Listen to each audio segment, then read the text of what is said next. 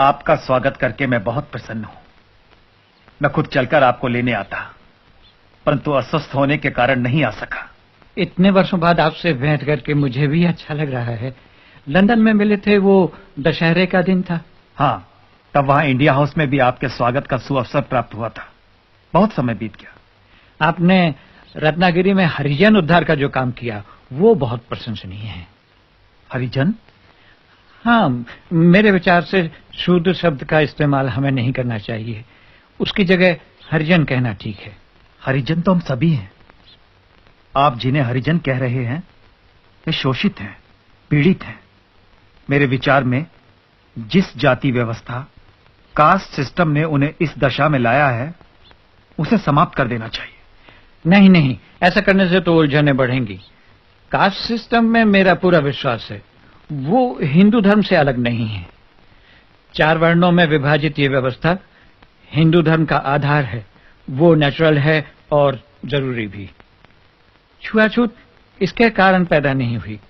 वो तो हिंदू धर्म के माथे का कलंक है, उसका अंग नहीं। अगर वो हिंदू धर्म का अंग नहीं तो कलंक कैसे बन गई?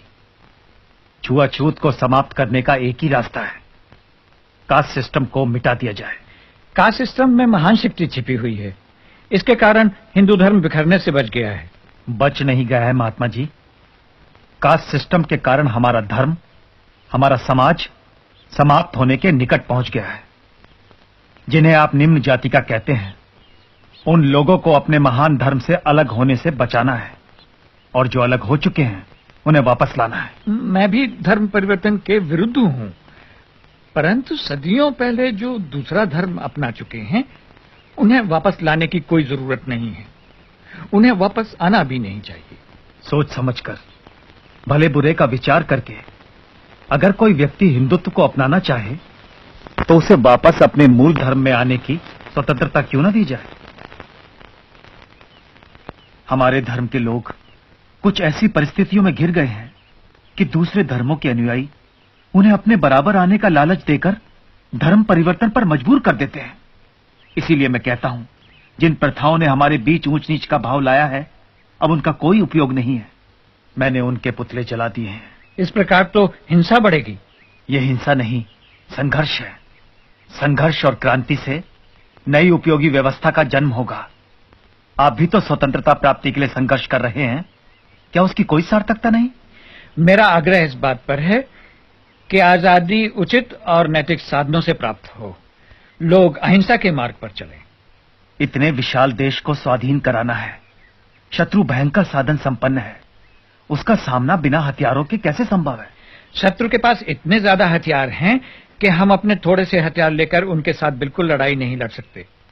और फिर केवल इसी कारण मैं अहिंसा के मार्ग पर नहीं चल रहा। मेरा विश्वास है कि अहिंसा पूर्वक बर्ताव करने से हिंसक मनुष्य का हृदय परिवर्तन होगा। यदि एक गाल पर तमाचा खाने के बाद हम दूसरा गाल पेश करेंगे तो हमें दूसरे तमाचे के स्थान पर स्नेह मिलेगा। आपकी बात मनुष्यों के संबंध में सच हो सकती है, परंतु राक्षसों और पशुओं से ऐसी अपेक्षा नहीं की जा सकती।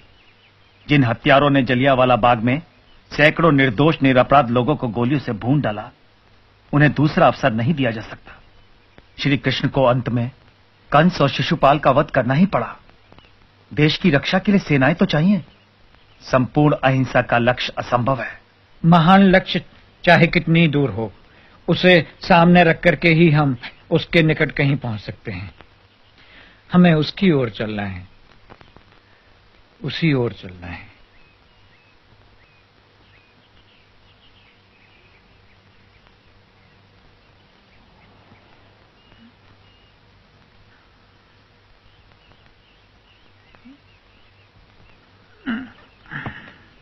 मुझे लगता है हम कई बातों में एक दूसरे से सहमत नहीं हैं, परंतु सावरकर, मुझे इतना अधिकार तो है कि अहिंसा का प्रयोग करूं।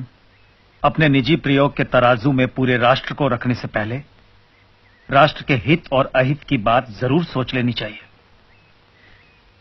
मुझे आशा है हम फिर मिलेंगे और बातें करेंगे।